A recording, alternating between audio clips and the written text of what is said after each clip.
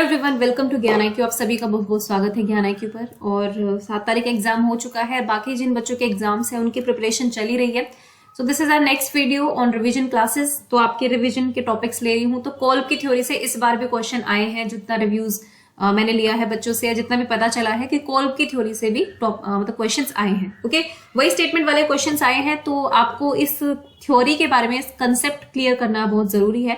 सो आज हम यही पढ़ेंगे कि कोल्ब का एक्सपीरियंशियल लर्निंग मॉडल जो है वो क्या कहता है, किस तरह की लर्निंग की बात करते हैं कोल्ब, किन से इनका वर्क इंस्पायर है, और बेसिक जो इसके कंसेप्ट है वो हम सीखेंगे, ताकि आपके सामने स्टेटमेंट चाहे कैसे भी आए, आप इस कंसेप्चुअल नॉलेज के बेस पर अपनी एक समझ बना सके और उन स्टेटमेंट के क्वेश्चन से भी आप अच्छे से डील कर पाए। ठीक है, तो चलिए स्टार्ट करते हैं। सबसे पहले बात करेंगे लर्निंग के बारे में, क्योंकि अधिगम की बात यहां पर करी है कोल्ब ने। तो बेसिकली उनका जो जिस्ट है, फिर एक कहते हैं ना सेंट्रल आइडिया उनकी थ्योरी का क्या है, ये आपको पता होना चाहिए। तो बेसिकली कोल्ब ने ये कहा है कि जो लर्निंग है is the process whereby knowledge is created through the transformation of experience.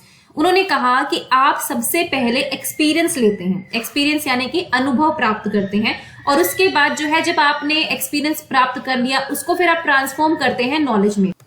ठीक है, कहने का मतलब ये है कि आपके सामने कोई ना कोई आप हर मतलब नॉलेज क्रिएट होती है बेसिकली आपके एक्सपीरियंस पर बेस्ड, यानी कि आपके अनुभवों पर बेस्ड होती है। तो सीखना वह प्रक्रिया है जिसके द्वारा अनुभव के परिवर्तन के माध्यम से ज्ञान का निर्माण किया जाता है। ठीक है, तो यानी कि सबसे पहले आप किसी एक्सपीरियंस को ग्रैस्प करेंगे, उसको ऑब्जर्व करेंगे, उसको देखेंगे, समझेंगे, और उसके बाद उसको आप ट्रांसफॉर्म कर देंगे ज्ञान में परिवर्तित कर देंगे आप अपने उस एक्सपीरियंस को। अब क्योंकि ये थ्योरी जो है तो मिला जुला रूप है, इन्होंने कई साइकोलॉजिस्ट की कई चीजों को इन्होंने ग्रहण किया, उसके बाद अपनी इस थ्योरी पर पहुंचे। तो किन को इन्होंने मेन फोकस था इनका जो था, तो वो इनका 3 लोगों पर बहुत मेन फोकस था। एक थे जॉन डेवी, एक थे कर्ट लेविन, और एक थे जीन पियाजे। ओके, क्योंकि आपके स्टेटमेंट वाले क्वेश्चन आ रहे हैं काफी, इसीलिए मैं ये कुछ इंपॉर्टेंट पॉइंट्स भी आपको बता रही हूँ। क्योंकि कई बार ना स्टेटमेंट बहुत अजीब सी आ जाती है, फिर हम सोचते हैं कि अरे यार इसने तो 4 लर्निंग स्टाइल दिए थे, ये दिया था, ये तो इसने बात बोली नहीं है। तो वो इसीलिए मैं आपको इतना डिटेल में बता रही हूँ फिलहाल। तो देखो, John Dewey, Kurt Lewin and Jean पियाजे। हालांकि जो वाइगोत्स्की है, गिलफोर्ड है, इन सब की भी की छाप है इनके ऊपर, लेकिन जो 3 मेन इंपॉर्टेंट बंदे थे जिनके ऊपर इनकी थ्योरी बेस्ड है, वो थे John Dewey, Kurt Lewin and Jean पियाजे। अब देखो, जॉन डेवी से इन्होंने क्या लिया है, जो प्रयोजनवाद की धारणा है वो जॉन डेवी से आई है, जिसमें उन्होंने एक्सपीरियंसेस की बात की है। ठीक है, उन्होंने जॉन डेवी के प्रैग्मेटिज्म क्या कहता है, उनका प्रयोजनवाद यही तो कहता है कि आपको जो है चेंज, जो आपकी पूरी थ्योरी है वो चेंज पे बेस्ड है उनकी, कि भाई टाइम के साथ साथ जो चेंज आएंगे तो उसके साथ साथ एजुकेशनल में परिवर्तन होंगे। ठीक है, हमारी टीचिंग स्ट्रेटेजीज में परिवर्तन होंगे। तो चेंज जो है वो इनएविटेबल है, जिसको हम नकार नहीं सकते हैं। और वो चेंज क्यों आता है, क्योंकि हमारे एक्सपीरियंसेस जो है वो अलग अलग हो जाते हैं। ठीक है, तो एक तो ये चीज हो गई। कर्ट लेविन की सोशल साइकोलॉजी की बात हम करते हैं यहाँ पर। कर्ट लेविन ने सोशल साइकोलॉजी में ये कहा है कि जो भी आपकी नॉलेज क्रिएट होती है, बेसिकली आपका जो एक्सपीरियंस होता है एनवायरनमेंट के साथ, यानी कि इंडिविजुअल और एनवायरनमेंट के बीच जो इंटरेक्शन होता है उसके थ्रू आपकी नॉलेज क्रिएट होती है। तो ये कर्ट लेविन कहते हैं। अब बात करें जीन पियाजे की, तो जीन पियाजे ने एसिमिलेशन एंड अकोमोडेशन की बात करी है। उनका जो जेनेटिक एपिस्टेमोलॉजी है, यानी कि जो उनका जेनेटिक क्या कहेंगे, बेसिकली आप देख लेना हिंदी में मीनिंग क्या है। जेनेटिक एपिस्टेमोलॉजी जो जीन पियाजे की ये कहती है कि जो इंसान की नॉलेज होती है वो उसका जो कॉग्निशन होता है बच्चे का किसी का भी, वो धीरे धीरे उसके डेवलपमेंटल स्टेजेस के साथ साथ इंप्रूव होता चला जाता है। यानी कि इन्होंने डेवलपमेंट के थ्रू, यानी कि डेवलपमेंट स्टेजेस के थ्रू इन्होंने बच्चे के संज्ञान को डिफाइन किया था कि जैसे जैसे डेवलपमेंट होती जाएगी संज्ञानात्मक रूप से बच्चा उतना ही डेवलप होता चला जाएगा। तो ये जो जेनेटिक एपिस्टेमोलॉजी है, इससे भी कर्ट लेविन ने कहा ना, एक्सपीरियंस जैसे जैसे आता चला जाएगा और भी अच्छी नॉलेज जो है उनकी निखरती चली जाएगी। तो John Dewey, Kurt Lewin and Jean पियाजे की बहुत इंपॉर्टेंट छाप थी इनकी थ्योरी के ऊपर। तो ये चीज आपको समझ में आ गई। और एक चीज ये समझ में आ गई कि भाई जितना भी एक्सपीरियंस है वही कन्वर्ट होगा, तब जाके नॉलेज बनेगी, ये इनकी थ्योरी कहती है। तो आप अब यहाँ पर एक चीज मान सकते हैं कि जो कोल्ब की थ्योरी है वो एक्सपीरियंशियल लर्निंग थ्योरी क्यों कहलाई। दूसरी चीज, आप इसको बिहेवियरिज्म से कंपैरिजन ना करें, यानी कि जो व्यवहारवादी थे उनसे बिल्कुल दूर जाती है इनकी थ्योरी। व्यवहारवादी जो कि बच्चे को पैसिव मानते हैं, वहीं कोल्ब बच्चों को एक्टिव मानते हैं। तो ये चीज आप मानकर चलना कि इन्होंने बच्चों को एक्टिव माना, क्योंकि जब एक्सपीरियंस को वो ऑब्जर्व करेंगे, अपने आप से नॉलेज क्रिएट करेंगे, तो they are active learners. Okay, so यानी कि हम कह सकते हैं कि एक्टिव लर्नर होते हैं बच्चे। चलिए नेक्स्ट चीज देखते हैं। अब देखो, कुछ और इंपॉर्टेंट चीज है। Kolb claims that learning styles play a significant role in at least 5 main fields. अब देखो, कोल्ब ने लर्निंग स्टाइल की बात करी है, जिनके बारे में आगे बताऊंगी मैं आपको, सभी को पता भी होगा, है ना। 2-4 मेन इंपॉर्टेंट पॉइंट्स पर हम ज्यादा बात करेंगे। तो इनका बहुत ही महत्वपूर्ण रोल है किसमें, 5 फील्ड्स में। कौन कौन से फील्ड्स इन्होंने बताए हैं? पहला इन्होंने कहा है बिहेवियर या फिर पर्सनैलिटी, जो आपका व्यवहार है या फिर जो भी आपका व्यक्तित्व है उस पे, ठीक है, इन पे सिग्निफिकेंट रोल होता है। फिर आपका एजुकेशनल स्पेशलाइजेशन, कि आप शैक्षिक विशेषज्ञता आप किस में लेते हैं इस पर। उसके बाद प्रोफेशनल करियर जो है वो क्या चुनते हैं। फिर करंट जॉब आपकी क्या है, या फिर अडेप्टिव कॉम्पिटेंसी, यानी कि आप कितना अच्छे तरीके से अडेप्ट कर पाते हैं, वो कॉम्पिटेंसीज आपके अंदर कितनी है। तो बेसिकली जो लर्निंग स्टाइल्स है वो इन 5 चीजों पर बहुत अच्छे से इंपैक्ट डालते हैं, बहुत ही महत्वपूर्ण रूप से इन पे इंपैक्ट डालते हैं। ये 5 फील्ड्स को आपको याद करना है। The most relevant field to explore here is that of educational specialization. उन्होंने कहा लेकिन जिसको सबसे ज्यादा एक्सप्लोर करने की जरूरत है वो है educational specialization. Kolb argues that our educational experiences shape our learning styles, कि जो भी हमें शैक्षिक अनुभव मिलते हैं वो हमारे लर्निंग स्टाइल को और शेप करते हैं, बेसिकली उसको आकार देते हैं। So we should not be surprise to find relations between specialization and learning style.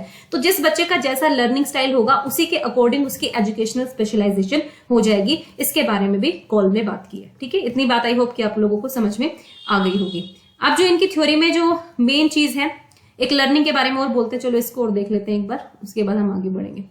Learning is a process involving the resolution of dialectical conflicts between opposing modes of dealing with the world, है ना। देखो इन्होंने कहा था, जैसे कि हम accommodation और असिमिलेशन की बात करते हैं, जैसे कि पियाजे ने कहा था कि ठीक है भाई, उसमें थोड़ा विरोध उत्पन्न होता है जब आप एसिमिलेट नहीं कर पाते हैं। बेसिकली जब आप एक नई चीज देखते हैं और उसको आप एसिमिलेट नहीं कर पाते हैं तो आपको अपनी स्कीम्स को चेंज करने की जरूरत होती है, और तब होता है एकोमोडेशन।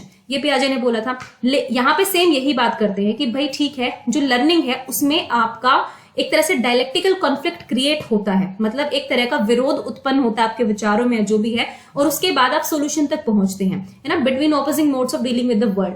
तो एक्शन, रिफ्लेक्शन, कंक्रीटेडनेस एंड एब्स्ट्रैक्शन, है ना, कोई अमूर्त चीज है फिर वो अमूर्त बन जाती है, पहले एक्शन आता है फिर रिफ्लेक्शन आता है। तो इन सब चीजों की बात करी है और इन्हीं पर डिपेंड करके उन्होंने अपने लर्निंग स्टाइल्स की डेफिनेशन दी है। अब लर्निंग स्टाइल क्या होते हैं, ये कॉल्ब ने इसकी डेफिनेशन दी है। Learning styles represent preferences for one mode of adaptation behavior over the others.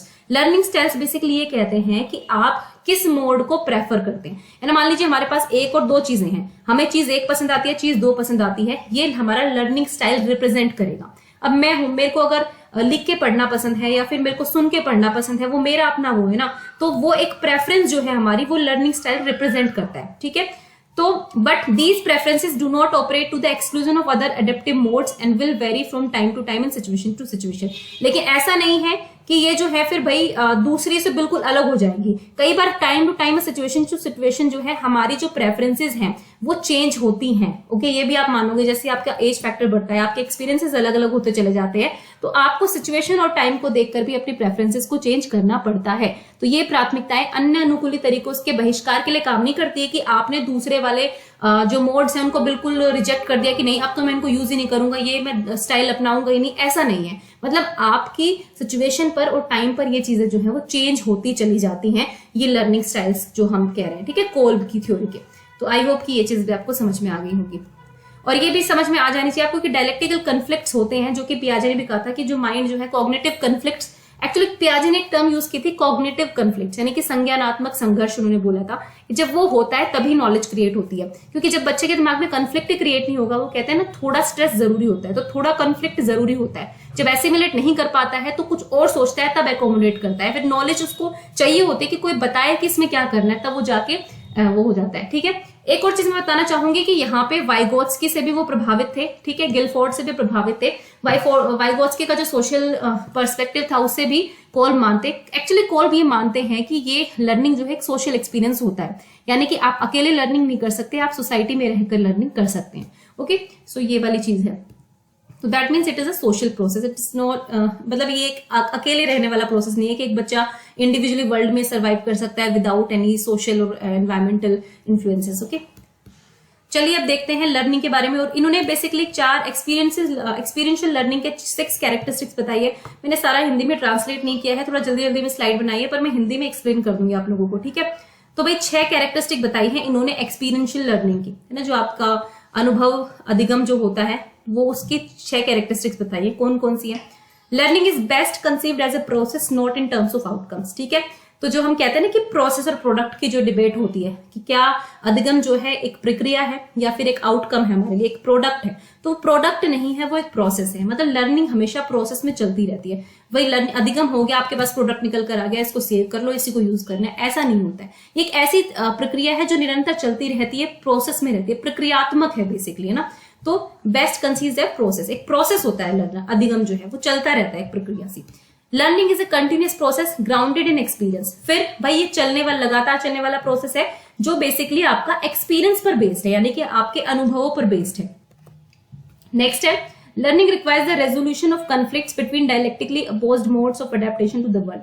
देखो हम इस दुनिया में जो है बार बार अनुकूलन करते रहते हैं ना, कोई नई सिचुएशन आती है, जैसे मौसम होता है ना, कभी सर्दी का मौसम आता है, कभी गर्मी का मौसम आता है, तो वी अडेप्ट टू दैट, हम उसके प्रति अनुकूलित हो जाते हैं। तो बेसिकली यही इनका मानना है कि अधिगम जो है उसमें क्या होता है, बेसिकली आपको कॉन्फ्लिक्ट को रिजोल्व करना पड़ता है, उसको सोल्व करना पड़ता है। जो भी आपके अपोज्ड मोड्स ऑफ अडेप्टेशन होते हैं कि मुझे ये चाहिए ये नहीं चाहिए, तो उन दोनों में आप बैलेंस बनाकर चलते हैं, उस कॉन्फ्लिक्ट को रिजोल्व करते हुए आप आगे बढ़ते हैं, तो ये अधिगम होता है। तो जब आप रिजोल्व कर लेंगे दैट मीन्स कि आपका अधिगम हो गया है। नहीं कर पाए तो फिर वो वाली कहते हैं ना कि वो प्रॉब्लम आती है फिर उन बच्चों को ऐसे। तो learning requires a resolution of conflicts, को रेजोल्यूशन, संघर्षों का समाधान होना चाहिए।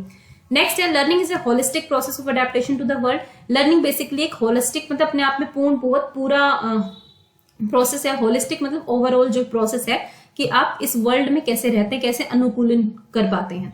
Learning involves transaction between the person and the environment. Again देखो ये वाली बात जो है कर्ट लेविन ने भी बोली है कि लर्निंग जो है ट्रांजैक्शन होता है किसके किसके बीच में, पर्सन और एनवायरमेंट के बीच में। कर्ट लेविन यही कहते हैं कि नॉलेज या अधिगम जो है बेसिकली एक इंसान का और उसके सोशल एनवायरमेंट के बीच इंटरेक्शन होता है, तब होता है। सेम वाइगोत्स्की बोलते हैं और सेम ही यहाँ पे कोल बोलते हैं कि एक पर्सन जो है, इसीलिए ग्रुप लर्निंग को प्रमोट करते हैं, है ना। तो ये मत सोचना कि सिर्फ इंडिविजुअल लर्निंग पर है, ये ग्रुप लर्निंग को भी प्रमोट करते हैं।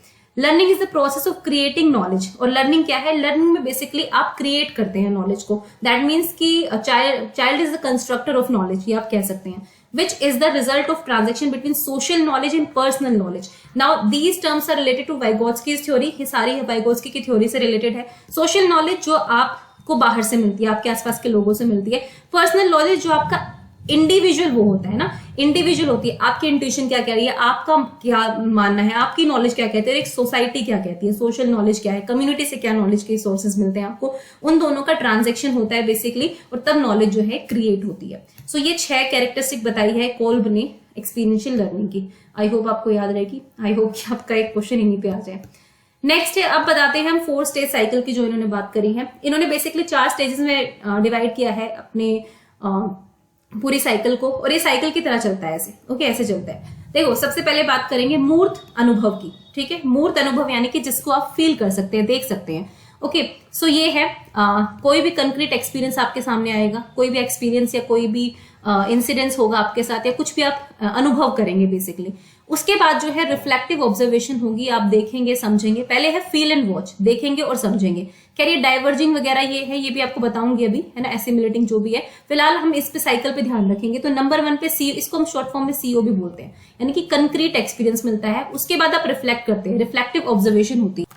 तो ये ना इनकी की टर्म्स हैं, जो ये है ना, ये फील एंड वॉच जो है, ये भी आपके सामने आ सकता है कि भाई कंक्रीट एक्सपीरियंस में फीलिंग होती है, रिफ्लेक्टिव ऑब्जर्वेशन में वॉचिंग होती है, एब्स्ट्रैक्ट में थिंकिंग होती है, फिर एक्टिव एक्सपेरिमेंटेशन में एक्चुअल में डूइंग होती है। तो ये भी आपसे पूछा जा सकता है ना। कंक्रीट एक्सपीरियंस जब लेंगे तो आप बेसिकली फील करेंगे उसको, है ना, you will feel the qualities of that experiences, वो करेंगे। उसके बाद आपका आता है रिफ्लेक्टिव ऑब्जर्वेशन, जहां पर बेसिक आपकी टर्म है वॉचिंग, की आप देखते हैं। This is the stage where the learner process information by careful observation. यहाँ पर वो जो इंफॉर्मेशन होती है उसको प्रोसेस करता है ना। जब हम इंफॉर्मेशन आती है तो प्रोसेसिंग चलती है हमारे दिमाग में, तो वो करता है। वो कैसे करता है, वो केयरफुली ऑब्जर्व करेगा चीजों को, है ना, वॉच करेगा। जब तक वो देखेगा नहीं, आप अपने बच्चों को जब तक केयरफुली वॉच नहीं करेंगे 2-3 दिन 4 दिन जैसे भी, तो आप कैसे समझेंगे कि वो क्या चीज है। तो ये वो वॉचिंग वाला फेज होता है। उसके बाद आता है एब्स्ट्रैक्ट कंसेप्चुअलाइजेशन। एब्स्ट्रैक्ट मतलब अमूर्त, कंसेप्चुअलाइज मतलब संकल्पनाएं बना लीजिए। मूर्त संकल्पना जब आपकी हो जाती है, actually this is the stage where the learner creates concepts और थ्योरीज।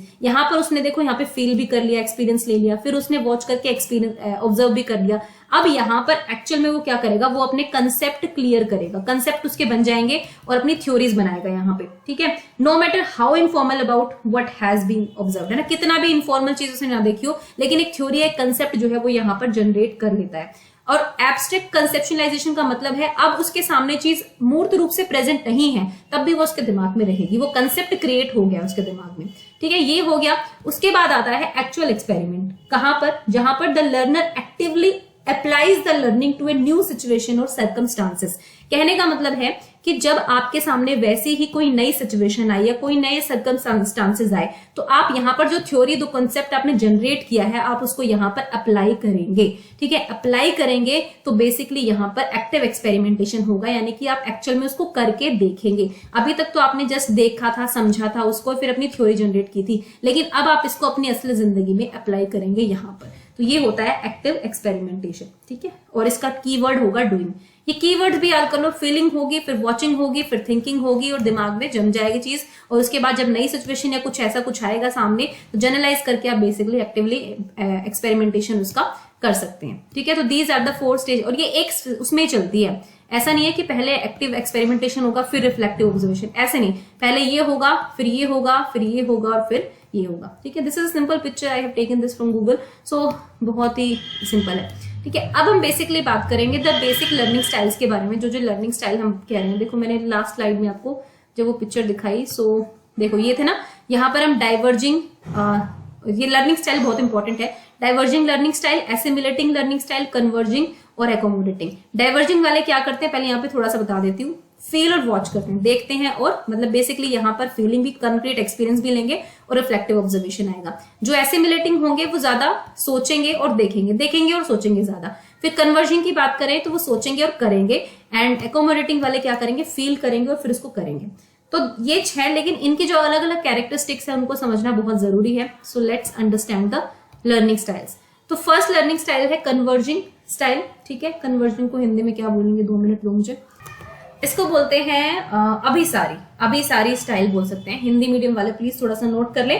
अभिसारी होता है एब्स्ट्रैक्ट एंड एक्टिव। एब्स्ट्रैक्ट का मतलब है अमूर्त, ठीक है, अमूर्त, और एक्टिव का मतलब होते हैं सक्रिय। ठीक है, थोड़ा सा ये पेन भी थोड़ा खराब हो रखा है एक्चुअली, है ना। एब्स्ट्रैक्ट का मतलब आपका होता है यहाँ पर अमूर्त, और अगर हम एक्टिव की बात करें तो इसको बोलते हैं सक्रिय। ठीक है, सो क्या कैरेक्टरिस्टिक्स है वो देखते हैं। Relies primarily on abstract conceptualization and active experimentation.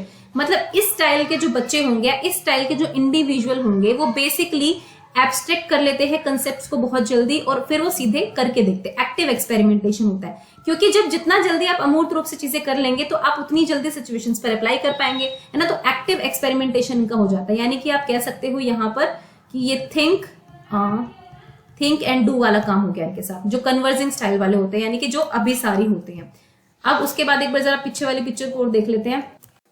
ये देखिए, यहाँ पर कन्वर्जिंग में लिखा है think and do, and same मैंने आपको वहां पर बताया। ओके, हाँ, सो मैं बार बार पिक्चर को नहीं दिखाऊंगी, अब बाद में एक काम करना क्योंकि थोड़ा प्रॉब्लम होती है इसमें।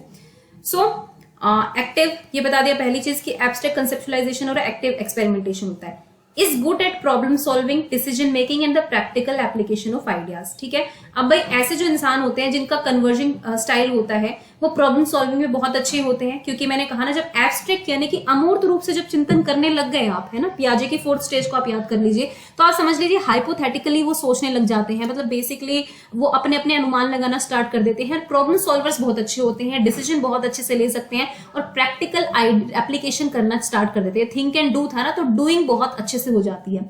Does best in situations like conventional intelligence test, जो हमारे पारंपरिक इंटेलिजेंस टेस्ट होते हैं उनमें इनका स्कोर जो है बहुत अच्छा होता है, बेस्ट होता है। is controlled in the expression of emotions and prefers dealing with technical problems rather than interpersonal issues, है ना। अब देखो, जितने ज्यादा ये इंटेलिजेंट और एब्स्ट्रैक्ट चीजों में जाएंगे उतना ही ये इमोशन से दूर होते जाएंगे। आप कह सकते हो these people are less social than others, जो जिनके अदर वो स्टाइल्स है। कई बार एक ये लाइन मैंने सुनी थी कि जो ज्यादा इंटेलिजेंट होते चले जाते हैं उनकी फीलिंग्स खत्म होने लग जाती है, इमोशंस खत्म होने लग जाते हैं, क्योंकि उनका माइंड जो है वो इतना शार्पली उसी एक डायरेक्शन में चलता रहता है एब्स्ट्रैक्ट चीजों में, कि शायद वो, मुझे लगता है वो शायद सोशल बैकग्राउंड से थोड़ा सा दूर हो जाते हैं। ये मेरा पर्सनल भी मानना है, क्योंकि मैंने भी अपनी क्लासेस में ऐसे बच्चों को ऑब्जर्व किया है। So control in the expression of emotions and prefer dealing with technical problems पर ज्यादा ध्यान देते हैं, इंटरपर्सनल इश्यूज को ये थोड़ा पीछे धकेल देते हैं। ओके, तो कह सकते हैं कि टेक्निकल प्रॉब्लम्स आ गई है ना, डिसीजन लेना है, ये करना है, एक्सपेरिमेंटेशन करना है, पढ़ाई करनी है, इस तरह की चीजों को बेसिकली सो ये है कैरेक्टरिस्टिक्स कन्वर्जिंग स्टाइल की। नेक्स्ट है डाइवर्जिंग स्टाइल, यानी कि कंक्रीट और रिफ्लेक्टिव। कंक्रीट का मतलब क्या होता है कि मूर्त रूप से चीजें जब प्रेजेंट है तो ज्यादा अच्छे से सीखते हैं। ओके, रिफ्लेक्टिव होते हैं यानी कि जो है वॉचिंग ज्यादा करते हैं, रिफ्लेक्टिव ऑब्जर्वर्स आप कह सकते हो। सो कंक्रीट एक्सपीरियंसेस वाला है और रिफ्लेक्टिव ऑब्जर्वर वाला, ठीक है। तो यानी कि आप कह सकते हो कि फील एंड वॉच, ये वाले दो इनके कीवर्ड्स हैं। Emphasize concrete experiences and reflective observations, पहले मूर्त रूप से ये एक्सपीरियंस करते हैं और उसके बाद उस पर रिफ्लेक्ट करते हैं। Is imaginative and aware of meanings and values, ये बहुत ही ज्यादा क्रिएटिव इमेजिनेटिव होते हैं, तो सोचने वाले होते हैं, क्रिएटिव नहीं यूज करूंगी, इमेजिनेटिव होते हैं ना, सोचते बहुत हैं। Aware of meanings and values, इनको पता होता है कि क्या मीनिंग्स है लाइफ के, क्या वैल्यूज हैं। Views concrete situation from many perspective, अगर इनके सामने कोई भी कंक्रीट सिचुएशन आती है, यानी कि कोई मूर्त रूप से कोई सिचुएशन आती है, तो उसको बहुत तरीके के पर्सपेक्टिव से सोचने की कोशिश करते हैं। ऐसा नहीं कि सिर्फ मेरा पर्सपेक्टिव है, ये क्या सोचेगा वो क्या सोचेगा, मतलब इस तरह की चीजें। Adapt by observation rather than by action, है ना, मतलब ऑब्जर्वेशन करके ज्यादा करते हैं, करना कम पसंद करते हैं, ऑब्जर्व ज्यादा करना पसंद करते हैं। मतलब ऑब्जर्व कर करके ही अडेप्टेशन सीख लेते हैं, इनको एक्शन में चीजें करने की ज्यादा आदत नहीं आती, क्योंकि मैंने कहा ना वो कन्वर्जिंग वालों के था। Interested in people and tends to be feeling oriented, और फिर ये ऑपोजिट है बिल्कुल, क्योंकि डाइवर्जिंग और कन्वर्जिंग ये अपसारी वाले होंगे, अपसारी स्टाइल जो है, ठीक है। ये इंटरेस्टेड होते हैं लोगों में, थोड़े सोशल हो सकते हैं, और फीलिंग ओरिएंटेड होते हैं कि इनको इमोशन से, फीलिंग से कनेक्ट करते हैं, है ना, सैडनेस, हैप्पीनेस, ये सारी चीजें इनको कनेक्ट करती हैं। तो ये वाली चीज है। तो आप देख सकते हैं यहाँ पर जो higher order mental process skills जो हमने पीछे कन्वर्जिंग में पढ़ी, इंटेलिजेंस की बात करी वहां पर, यहाँ पर ये थोड़ा सा इधर सोशल की तरफ झुकाव इनका ज्यादा हो जाता है, because they are more they emphasize concrete experiences, reflect करते हैं, ऑब्जर्व करते हैं, मतलब फील करते हैं, वॉच करते हैं, तो ये वाली चीजें। तो डूइंग और थिंकिंग वाली चीजें इनके अंदर कम होती है। They prefer diverging style. So ये हो गए डाइवर्जिंग वाले। उसके बाद है एसिमिलेटिंग स्टाइल, यानी कि एब्स्ट्रैक्ट एंड रिफ्लेक्टिव। अब देखो कॉम्बिनेशंस है, जो चार उनकी स्टेजेस थी ना, उसके कॉम्बिनेशन बना के इन्होंने स्टाइल्स के बारे में बात की है, क्योंकि ऑब्वियसली ये भी एक थ्योरिस्ट है, तो आप ये नहीं कहेंगे कि ये पूरी तरह से ठीक हो सकते हैं। आप, मैं भी इनको क्रिटिसाइज कर सकती हूँ, आप भी अपनी सोच के हिसाब से, लेकिन जो इन्होंने कहा है मैं आपको सिर्फ वही बता रही हूँ। अब उसके बाद एसिमिलेटिंग स्टाइल की बात करते हैं कि एब्स्ट्रैक्ट और रिफ्लेक्टिव होते हैं। एब्स्ट्रैक्ट कंसेप्चुअलाइजेशन आप कह सकते हैं, यानी कि एसी कई बार शॉर्ट फॉर्म दे देते हैं, और रिफ्लेक्टिव ऑब्जर्व होते हैं। तो एब्स्ट्रैक्ट कंसेप्चुलाइजेशन वाले क्या करते हैं, बेसिकली थिंक करते हैं, और अगर रिफ्लेक्टिव ऑब्जर्वर की बात करें तो ये वॉच करते हैं। तो थिंक एंड वॉच का कॉम्बिनेशन यहाँ पर बन जाता है। तो ये हो गया कि भाई इनको अमूर्त रूप से चीजों को एब्स्ट्रैक्ट करना पसंद है, और साथ ही साथ रिफ्लेक्ट भी करते हैं, वॉच भी करते हैं, वॉच करते हैं फिर कंसेप्चुलाइज कर लेते हैं। Likes to reason inductively and to create theoretical models. Inductively का मतलब क्या होता है, जब आप स्पेसिफिक से जनरल की तरफ जाते हैं, जब आप एग्जाम्पल से जनरल चीजों की तरफ जाते हैं, पहले एग्जाम्पल्स को के बारे में रीजनिंग करते हैं, फिर अपनी थ्योरिकल चीजों पर पहुंचते हैं। एक होता है कि आपको थ्योरी बता दी गई है, फिर आप उसके एग्जाम्पल बता रहे हैं, लेकिन ये क्या करते हैं, क्रिएट करना जानते हैं, क्योंकि इनको ये पता है कि भाई ठीक है, ये एक हमारे सामने स्पेसिफिक एग्जाम्पल्स आए हैं, और इसके बाद हम पहुंचे हैं कि एक्चुअल में इसके ऊपर ये थ्योरी बनती है। तो जनरलाइज ये खुद करना पसंद करते हैं। Is more concern with ideas and abstract concepts than with people. Again, क्योंकि जो भी एब्स्ट्रैक्ट की तरफ जाएगा ना, वो पीपल से या सोशल चीजों से हटता चला जाएगा। तो इनको भी पसंद है कि ये आइडियाज पे ज्यादा फोकस करते हैं, एब्स्ट्रैक्ट कंसेप्ट पे ज्यादा फोकस करते हैं, लोगों पर फोकस कम करते हैं। ओके, तो ये ध्यान रखिए, मतलब ऐसा नहीं कि बिल्कुल नहीं करते हैं, बट वही प्रेफरेंस की बात हो रही है यहाँ पर। Thinks it more important that ideas be logical sound than practical. ये कहते हैं कि आइडियाज थोड़े से लॉजिकल हो प्रैक्टिकल की बजाय, ठीक है। मतलब क्योंकि ऑब्वियसली ये एग्जांपल्स देके थ्योरीज बनाते हैं, तो थ्योरीज में भी ये लॉजिक ढूंढते हैं, तो ये कहते हैं कि आपको ज्यादा लॉजिकल होना चाहिए प्रैक्टिकल से ज्यादा, कि लॉजिक, आपका लॉजिक क्या कहता है, ये ऐसे होगा कि नहीं होगा, और एक प्रैक्टिकल हो गया, प्रैक्टिकल से ज्यादा नॉलेजेबल लॉजिकल होना चाहिए आपको। तो ये था एसिमिलेटिंग स्टाइल। नेक्स्ट है एकोमोडेटिंग स्टाइल, यानी कि कंक्रीट एक्सपीरियंसेस आपके हो गए, ठीक है, सीई हो गया, प्लस में आप एक्टिव एक्सपेरिमेंटेशन हो गया। तो देखो क्या हुआ, यहाँ पे आपका बेसिकली फील हो गया, फील प्लस में आपका डू हो गया, आपने फीलिंग करा और फिर आपने कर दिया उस चीज को। Emphasize concrete experience and active experimentation, likes doing things, इनको करके सीखना पसंद है, carrying out plans and getting involved in new experiences, क्योंकि इनको करना पसंद है, तो क्या करेंगे, नए एक्सपीरियंस को एक्सपीरियंस करने के बजाय उसमें खुद इन्वॉल्व हो जाते हैं, ठीक है। एक तो होता है कि आप पहले ऑब्जर्व करो, ये ऑब्जर्व के करब बजाय उस एक्सपीरियंस में खुद इन्वॉल्व होना स्टार्ट करते हैं। मान लीजिए आप वॉलीबॉल खेलते हुए किसी को देख रहे हैं, बैडमिंटन खेलते हुए देख रहे हैं, आपको पसंद आ रहा है, तो आपने नहीं सोचा कि आपको एक्सपर्टाइज है कि नहीं, आपने उठाया बैडमिंटन और आप खेलने लगे, तो आप you are like doing things, है ना। Good at adapting to changing circumstances, क्योंकि ये जल्दी करना सीख लेते हैं, तो तो ये बहुत जल्दी जो नई नई सर्कमस्टांसेस आती है उसमें अडेप्ट कर जाते हैं। Solve problems in an intuitive and trial and error manner. तो देखो यहाँ पे इंट्यूशन, अब ये क्वेश्चन मैंने डीएसएसबी का कराया था, मुझे याद है, उसमें कोल्ब का ये था कि इंट्यूशन पर डिपेंड करता है। मतलब इन्होंने जो लर्निंग स्टाइल्स दिए हैं ना अपने, वो बेसिकली हर लर्निंग स्टाइल की अपनी एक अलग प्रेफरेंस है, लेकिन इन्होंने इन चीजों की बात की। तो इंट्यूशंस की बात करते हैं ये solve problems in an intuitive and trial and manner, try करते हैं, फिर से वो करते हैं, फेल हो जाते हैं, फिर ट्राई करते हैं, और इनकी इंट्यूशन क्या कह रही है इस चीज पर भी इनकी प्रॉब्लम सॉल्विंग डिपेंड करती है। At ease with people but sometimes seen as impatient and pushy, है ना, क्योंकि देखो इम्पेशेंट क्यों है कि इन्होंने फील किया, करना स्टार्ट कर दिया, इन्होंने ऑब्जर्व नहीं किया, है ना, कंसेप्चुलाइज नहीं किया, तो इस उससे आप कह सकते हैं कि ये थोड़े से अधीर होते हैं, मतलब धैर्यवान नहीं होते हैं, और मतलब जल्दी से जल्दी काम को करना चाहते हैं। At ease is with people but sometimes seen as impatient, वैसे तो लोगों के साथ अच्छा घुल मिलना है, लेकिन कई बार जो है इम्पेशेंट भी हो जाते हैं, पुशी हो जाते हैं। So these are the characteristics of accommodating styles. अब मैं आपको एक चीज बताना चाहती हूँ, एक क्वेश्चन कराया था मैंने आपको, ठीक है, कोल्ब की थ्योरी का, क्योंकि मैंने भी खुद इस पे काफी, क्योंकि नॉर्मल जब मैंने 2-3 साल पहले प्रिपरेशन की थी तो मैंने भी नॉर्मल थ्योरी पढ़ ली थी, लेकिन कुछ आर्टिकल्स पढ़े मैंने इससे रिलेटेड, तो कोल्ब की थ्योरी उससे कहीं लर्निंग स्टाइल से और इन चीजों से कहीं ज्यादा है। तो डीएसएसबी का एक क्वेश्चन आया था जो मैं आपको दिखाना चाहूंगी, मैंने आपको कराया भी था, ठीक है, उसको और अच्छे से अब एक्सप्लेन कर सकती हूँ मैं। तो देखिए ये क्वेश्चन था, ये मैंने कराया था, पता नहीं कौन सी, हाँ 23rd क्लास या जो भी थी, वटएवर, ठीक है। तो इसमें एक क्वेश्चन आया था कोल्ब की थ्योरी पर, ये था कि harmonising learning style of Kolb model के बारे में क्या करेक्ट है।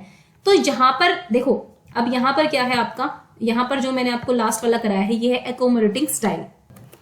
अब हुआ क्या है, ये एक्चुअल में जो क्वेश्चन था वो इस स्टाइल के बारे में था, है ना, मेरी बात को ध्यान से समझना। एकोमोडेशन को हिंदी में सामंजस्यकरण भी बोलते हैं, ठीक है। एकोमोडेशन लर्निंग स्टाइल के बारे में क्वेश्चन था, लेकिन अब इस क्वेश्चन को देख के आप थोड़े से कंफ्यूज हो जाओगे कि ये क्या आ गया, है ना। हार्मोनाइजेशन, मुझे याद नहीं हार्मोनाइजिंग था कि हार्मोनाइजेशन था इसमें प्रॉपर क्वेश्चन, लेकिन हार्मोनाइजिंग लर्निंग स्टाइल था। दैट मीन्स कि आपका सामंजस्यकरण वाली अधिगम शैली क्या कहती है। सो दिस इज द ये था वो स्टाइल, ठीक है, एकोमोडेटिंग लर्निंग स्टाइल। इसके बारे में मैंने आपको काफी चीजें बताई कि गुड होते हैं चेंजिंग सर्कमस्टांसेस में, इंट्यूटिव होते हैं, ट्रायल एंड एरर मेथड से सीखते हैं, ठीक है, इनको करना बहुत पसंद है, कंक्रीट, है ना, ईज होते हैं, पीपल लोगों के साथ बहुत ही ईज पे होते हैं, लेकिन कभी कभी इंपेशेंट हो जाते हैं। अब जरा क्वेश्चन पे आ जाते हैं, फिर इसको देखते हैं कि ये क्वेश्चन क्या था। ओके, देखो क्वेश्चन ये था कि which of the following statement is correct about harmonising learning style. तो ये मेरे according to accommodating learning style की बात हो रही है, क्योंकि सामंजस्यकरण उसकी भी हिंदी में बोलते हैं, ठीक है। तो it depends of intuition rather than logic, बिल्कुल ठीक है।